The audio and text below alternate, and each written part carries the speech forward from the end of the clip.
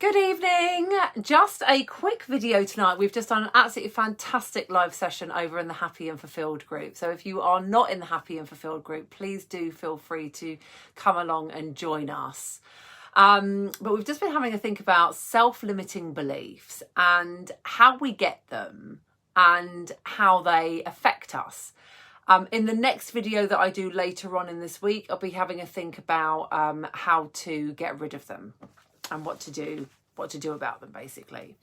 But first of all, to have a think about why we have them and why they stick as much as they do. And you know, self-limiting beliefs are formed in our early childhood. Well, the majority of them are formed in our early childhood, like a lot of our personality that develops then. And they come from situations which give us a bit of a skewed perspective on life, give us a bit of a skewed perception about ourselves. They create a story that we tell ourselves that is often untrue, but that we prove to be true throughout the course of our life. We kind of look for confirmation of it as we go on. We've just been talking about self-fulfilling prophecies and how we create truths for ourselves. So there might be certain situations, there might be instances, there might be examples that happen to us when we are younger and then are reinforced by usually our caregivers, usually primary caregivers or people within our family, or it could be teachers or anybody else who can have an impact on us, an impact on how we view ourselves growing up. And these form stories, like I said, these form stories about ourselves. And then what can happen is that we then, I talk about trajectories quite a lot. I've just been talking about trajectories with somebody else this week, and how very small decisions that we make along the way, based on our experiences, based on what we think to be true, then affect every decision that we make from there on.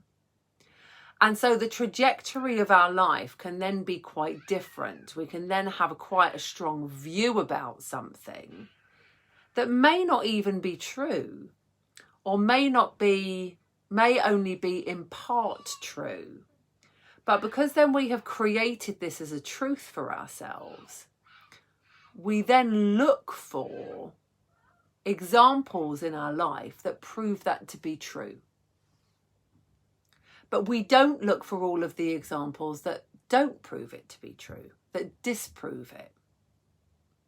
So we then create a narrative, we create a story for ourselves then that proves to us that we are not able to do something, that we're not good enough to do something, that we're not clever enough to do something, or whatever it may be.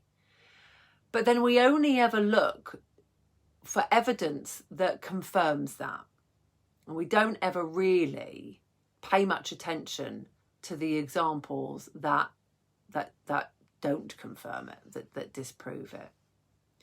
And so as we then get into our adult life, we then have all these beliefs formed about who we are, whether we are a good person, whether we are a clever person, whether we are good at certain tasks, whether we are academic, whether we're confident, whether we're sexy, attractive, whatever it is that we believe.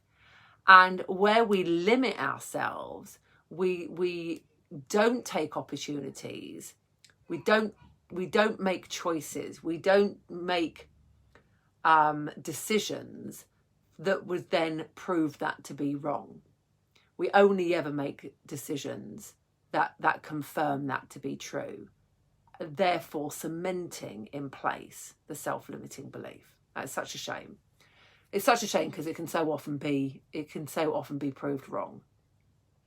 So in my next video later on in the week, I'll be giving some examples, some really easy steps to how to combat self-limiting beliefs, what to do about them, and how to kick them out. All right. Okay, have a lovely evening. Have a great week. I'll catch up with you guys later. Take care.